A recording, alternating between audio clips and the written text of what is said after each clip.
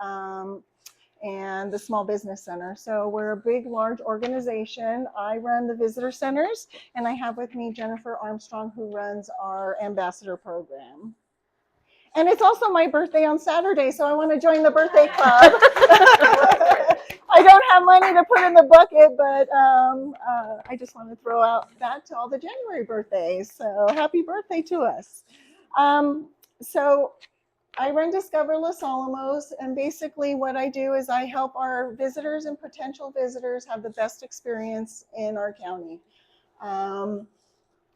I have 2 visitor centers. A lot of times people don't even know we have a visitor center. So I run the Los Alamos Visitor Center, which is in the community building next door to the Teen Center. And then I also have the White Rock Visitor Center located on State Road 4 down there. So I assist groups that come to Los Alamos for sporting events, reunions, conferences, things like that. So we offer, for you guys, if you ever have events, we have basically a package put together with a Los Alamos visitor guide. We have restaurant maps that we put together, trail maps, Oppenheimer Film Festival. So I can put these welcome bags together for any of your events. If you're having family come into town, church events, things like that, I'm happy to put those together. I have my business cards here if you want to contact me about that. Jennifer will go into the ambassador program, so I'll leave that all up to her. But I wanted to just share some data with you about tourism in Los Alamos. Actually brings a lot of people to our county. I included 2019 and 2020 because, of course, 2020, nothing happened. But people like to see where we were prior to 2020 and where we are now, now 2025, 2026. So I do have our visitor numbers broken down by the Los Alamos Visitor Center and the White Rock Visitor Center. And since the release of the Oppenheimer movie, tourism in Los Alamos at the Los Alamos Visitor Center has shot up. Now in White Rock, we don't have the bandolier shuttles running for all of last summer, and then the previous years it got shorter and shorter. So you'll see my tourism was almost 60,000 people in 2022 at the White Rock Visitor Center, and I didn't come close to 10,000 this year. So bandolier shuttles have had a huge impact on visitation within our county. And the reason when they come to White Rock, we get a chance to sell them Los Alamos. Everyone's, you drive through White Rock and you think, well, that's kind of all there is in Los Alamos, right? But they don't know about our museums, our restaurants, our shopping. So it was really a sad opportunity to miss all those people and not sell Los Alamos to them. So I don't know if you guys have any say-so in bandolier, but if we can get those shuttles going again, that would be a great thing. It was a funding issue, and then they made a bigger parking lot in Juniper Campground. So I'm really scared that they're not gonna need us anymore. So we're in talks about what's gonna happen this year, but it was a funding thing. This is attractions over month to month, and the green line is bandolier. Bandolier sells itself and gets so many visitors. And then the other columns are the smaller museums, the Bradbury History Museum, Nature Center, Manhattan Project National Historical Park, and as well as my 2 visitor centers. Peak visitation, of course, is in the warmer months of the year, and then as it slows, gets cooler, visitation slows down as well. We do get a huge push. I don't have Bandelier's numbers since August. They were closed September, half of October, but I still don't have October, the rest of October, November, December, which will make our visitation look much better for the rest of the year. And this just shows you all the attractions since 2019, and the peaks and the dips and things like that. And if you ever have any questions about visitation in Los Alamos, I'm happy to share this information. It's not secret or anything like that. I just wanted to show that tourism really does impact our county in a positive way. And a lot of people are surprised as to how many visitors actually visit our town. So that is it. And I am going to send it over to Jennifer to talk about the ambassador program. Yes, ma'am. I have one question. For all the PhD students that come in the summer, Yes. do you do any like little packets? So we do, actually, we do. We're working with 2 people from Lanel, their recruiting departments, and they especially like the restaurant map. They give that to everyone. It lists all the restaurants in Los Alamos, White Rock, including food trucks now, because food trucks are taking off in the county. And so, yes, they get, we're doing 100 of them right now for it's Lanel recruiting department. I don't know. I know there's so many different divisions, but we work with Lanel a lot to get that information out. And I've had people come in and they say, oh yeah, they gave us this map. And so it's good to hear that our partners are actually giving out our tourism materials. I also wanted to mention, I have a list here. Every Monday and every Friday, I put together a concierge calendar. I forgot to bring examples, but it's a calendar that shows all the museums, when they're open, when they're closed, all the attractions, but I also include events. So I create posters for events. This Monday, it was the Nuclear Shout Out Hockey Tournament that's happening this weekend. Ski Pajarito is also open. And so I create this email that lets you know what's happening every Monday and then what's happening for the weekend. If it's something you might be interested in, I forgot to bring examples, please leave me your email and I'll happily put you on that. And you'll start seeing what events are happening in town, which is kind of like, oh, I didn't know that was happening. So if you're interested in that, please leave your email and I'm going to hand it over to Jennifer. Is there like a submission form for events? That is on the county website, the visitlosalamos.org/events website, where you can submit yours. And I can do that on your end as well. You know, you submit your event stuff to me, and then I'll make sure it gets on that county calendar. So I can be the middle person for that as well. My business card's up here if you need to contact me about welcome bags or getting on the calendar. But any questions about tourism in Los Alamos? Really quick question. Yes, ma'am. Tangential, but just wondering if any of the bandolier invites out there are being administered together now, and I was wondering if it would be it'd be interesting to see the Lance Caldera visitor numbers are also. Their numbers are growing. I don't track theirs because they're not in our zip code. And I know we're a gateway to 3 national parks, but I try to focus on the attractions in Los Alamos County. But I know their numbers, and maybe Jennifer can talk because her husband works there, might know a little bit, but their tourism is actually going up as well. And They were open when Bandolier was closed. they were. So but I don't have anything to compare it to because I don't know what Bandolier's numbers are since August, unfortunately. So, but it'll be interesting. I'm doing my end of year data report, and it'll be interesting to see, you know, how we tracked for the year with that closure, because that was a long 6 weeks. So, okay, I'll give it over to Jennifer. Thank you, Melanie. And thank you for having us. This is an exciting opportunity. I'm just trying to get back to see if I can get to the other presentation that I have in here. Just a sec. There's Keynote.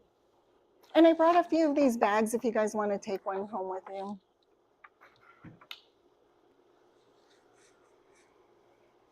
There we go.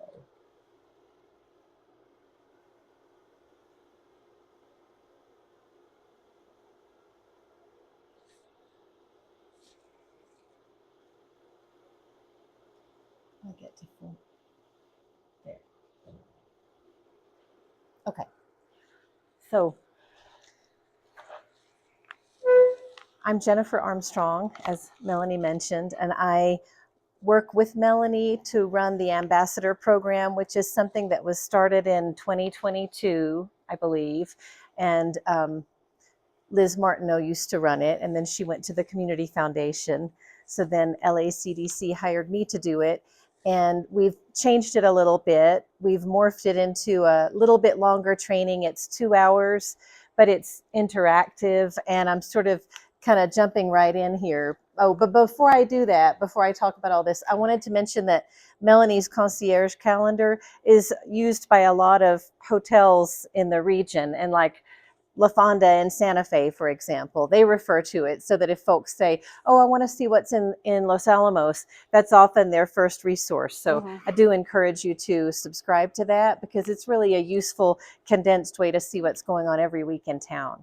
And then as for the caldera, my husband is the chief of interpretation there. So they do a lot of the public facing programs, and they're doing more signage and things like that, more programs too. Their programming has grown, but their visitation numbers are a lot lower than Vandelier's, as you might expect. They're a little over 70,000 per year. They're trying to up that, and I think they're having some good success with that. And their management is unusual, because the superintendent of Bandelier is the supervisor of the superintendent at the caldera, but then they also operate independently but have shared services. So it's kind of a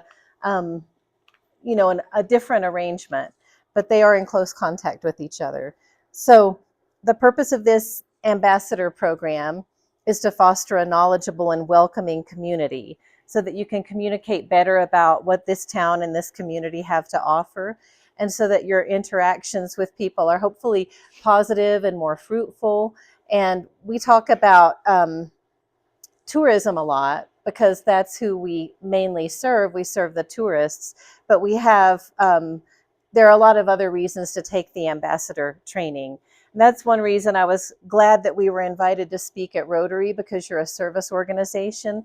And I feel like the ambassador program fits nicely in with that, and that, a club could benefit from taking the ambassador training. All of the national parks have taken it. Bradbury Science Museum has taken it. So a number of places in town that interact not only with tourists, but also with just the general public, or even they maybe want some techniques to communicate better with, among their own staff, have taken it. So, so that's my quasi plug for the training, and it has to do with kind of enhancing your community knowledge so that you can share it with others.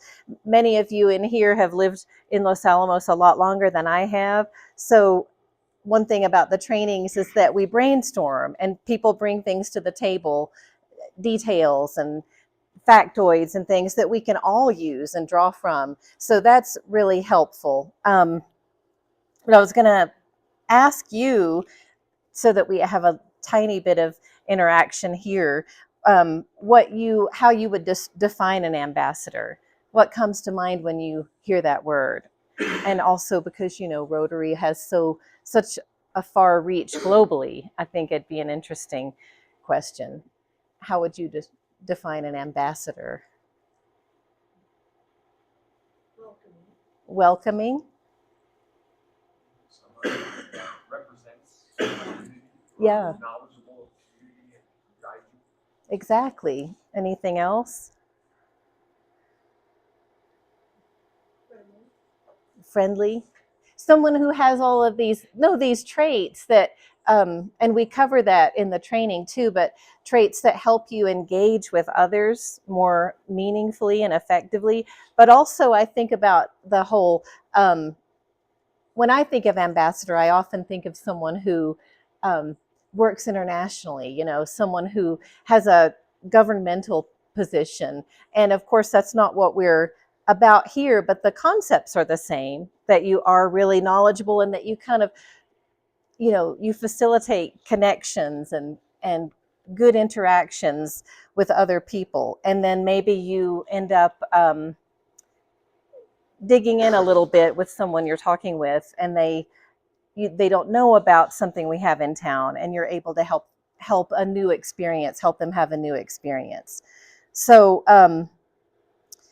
yeah, it's not, an ambassador isn't like a brand ambassador who's sitting in their SUV and making a TikTok video. Although I guess we could expand our thinking and go that route, but I doubt it. That's going to happen under me. But it's all about, you keep learning about the community and you keep sharing that knowledge that you have. And then there was something else I was going to add to that, about fostering the knowledge, but that'll come back to me. Who are some of our ambassadors in town was another thing, because I thought you might be interested. And I mentioned the national parks have all gone through the training, the Bradbury, the History Museum. We're working on getting Peak. But then there are some more commercial entities who are interested as well. So we're trying to set up a training for all the hotels, because they have mentioned that they have a hard time finding people who really know how to interact with the public. So this is, we talk about how to greet people, what kind of atmosphere you want to create, how you want to share information and when, so kind of your timing. And then all of the visitor center staff have been trained as ambassadors. And we have probably a number of people whom I thought maybe there would be someone in here today who'd already been through it, because you never know what the connections are in town, where the overlaps are. But I thought I would ask you all where you go when you're looking to expand your community knowledge. Like, what are your first resources? I work with the Los Alamos makers. Oh, yeah. Yeah, and then we kind of talked about a little bit about some of this stuff, like the role of the makerspace. And but I've only been in here since June, and I just think there's so much potential in terms of content and things to talk about. Like one thing my girlfriend said recently, she said, we're kind of in one of the safest towns in the world, but if there's a war, we're in one of the most dangerous towns in the world. And there's just so much interesting stuff to talk about. Like, I was one of the people who kind of moved here partially because of the Oppenheimer movie, so like as soon as I came and I saw the signs for the Oppenheimer, so like there's so much, content we could do, and have like running films once a week. So if people come in, for a week, there's always something that they can go to. But yeah, I'm all in on, like, I think it's interesting stuff. I really appreciate that comment, because as you were speaking, it made me think, and it made me make a couple of connections too about how in this town it's all about, shifting perspective. So the way you interact with people might depend on where you are at any given moment. And we talk about the history and the World War II history, but we have far back history as well, and then we have such an interesting present here. So I think that's all very like we're walking around, with a lot of different knowledge that we can share with people who come into town. Yeah, who come into the county. What else? Where else do you go for your knowledge? If there's something. But I'm not sure. When I had cable, I had Comcast cable for a while, and they would have the community channel. Yeah. They would have advertisements in the local businesses and events. And dare I say, maybe a few county council meetings broadcast on that. Yeah, when you have community television. But you're right, you can get some important broadcasts through Pac 8 now. Yeah, these are actually great, because they don't come up normally when I pose this question. So this is great. And I know that we had a ribbon cutting through the chamber with makers a few months ago. And I think that would be a good organization to do this ambassador training for as well. Any other, Linda? I was gonna say what are they? The quarterly magazines that are full color.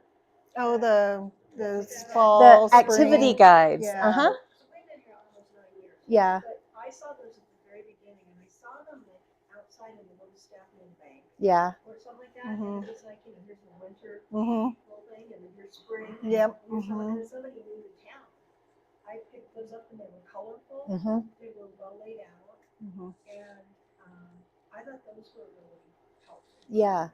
To kind of give a broad idea of what's going on. Go out in the newspaper. So the Daily Post, the printed times that go, and sometimes the county puts information, like I remember years ago, I think it's still the case, that they would have a budget. You know, I know you're all anxious to read the county's budget, so, but, you know, if people are curious about, okay, what's, you know, what are some of the initiatives, like if there's a golf course project, or if there's something, you know, there's gonna be renovations, like they had some more additions they added to the aquatic center. And all that information is in this, you know, I think the county does a nice job with its, you know, when it's budget time, they put that out. Those activity guides, yeah, are a county publication and they're super useful. We hand them out at the trainings. Melanie hands them out at the visitor center. And same, when I moved here, I picked one up at the library because it was colorful and attention grabbing. And sometimes I like something physical. I don't always want to refer to things online. So The thing about it being online is you see it online and then you all download it. yeah, And there it is in the download, 100,000 Mhm, downloads. And then you don't remember. Yeah. It's in the download. it's really hard to, What's it called? And it's not called something. It's called XX309-002.5. Yeah, how are you supposed You to know, remember that? Yeah. how does what's up here curate and keep track of what's on here? Yeah. And that they don't always match up. So yeah, and I thought of what I was going to say when you were speaking. So another thing that we try to do to kind of shift perspective for people is we think about being a tourist in your own town, or go back to think about what it was like when you moved here. So see things through fresh eyes, and then that helps you with your interactions with others. And this ambassador stuff, it's not just like a behind the desk. That's important, like at the visitor centers and the hotels and the museums, but it's also encounters on the street. You know, somebody looks like maybe they need some, we see that a lot, you know, and sometimes they won't approach you, but you approach them and help out. And that's it's part of being a good citizen, of course, but it's part of being an ambassador. And so I should probably fill you in on some of the basics about the training. We have these trainings. We had 8 last year, and we trained 80 ambassadors, and we're trying to have one every month this year, and maybe we'll make it to 100, who knows. And we have a 2-hour interactive training. We have slides that we go through, discussion that we have, questions that we pose, techniques for dealing with difficult situations, techniques for kind of enhancing a situation that you're in. And then when you finish the training, which is with me, we send you this lapel pin. And like I said earlier today when I was at the library, don't let anyone tell you that lapel pins aren't cool, because they really are. And a certificate, and that was, Melanie had that on her slide. She had her certificate. We're going to skip that. And then what else? So your training, her next training is going to be Wednesday, the 21st? Yeah, I scheduled one close on the heels of this meeting because I thought some of you all might like to come. But like I said before, if you can't make that, we can schedule one for Rotary if you're interested. So those flyers are for you. My cards are there too. And Melanie and I designed this. It's a local attractions card. She has the back of it in her email tagline. So it's got QR codes for Visit Los Alamos, and this is the relocation guide, right? And then the seasonal guide. Activity guide, if you don't want the paper copy, or if you just need to look online, it's real handy. So, and you get a $15 community cash e-gift card. Does anyone know what those are? Have you heard of them? And you know, no shame. Just kidding. You can spend it in local businesses. Yes, exactly. They replaced chamber. Yes, they replaced chamber checks. And we started with a handful of businesses, and we have 24 now, and we're trying to add more all the time. And of course, it's a small amount, but it allows you to say, oh, I haven't really been to Village Arts or been there in a while. I think I'll go and, treat myself, have a local shopping experience, or I'll go to Sugar and Cream and get a treat for myself that way, meet someone there. And, it's just a way to invest back into the community, and it's all just part of your ambassador training. So if you don't do the training for any other reason, do it for the gift card. $15. Yeah, exactly. You know, it can go a long way. How long does it take how long are the training sessions? They're about 2 hours, sometimes a little bit less, you know, or if you need it to be tailored a little bit, we can do it in about an hour and a half. So, but we tell people too to be prepared. So that's pretty much, I'm not going to get into any greater detail there because I want to leave time for any questions that people may have. But I think it's fun, and we're excited to be bringing more people into the ambassador fold, onto the ambassadorship. So I can always count on Allison to laugh at my little quips. Thank you. Yeah. I know I have to run out too. I have know. 1 Oh, o'clock. we're probably getting close to the time, but when the meeting is over, if you want a flyer or one of our business cards, and contact us anytime. It's we try to think broadly about what it's like to interact with others who come into town or who live here and don't know as much as they'd like to know.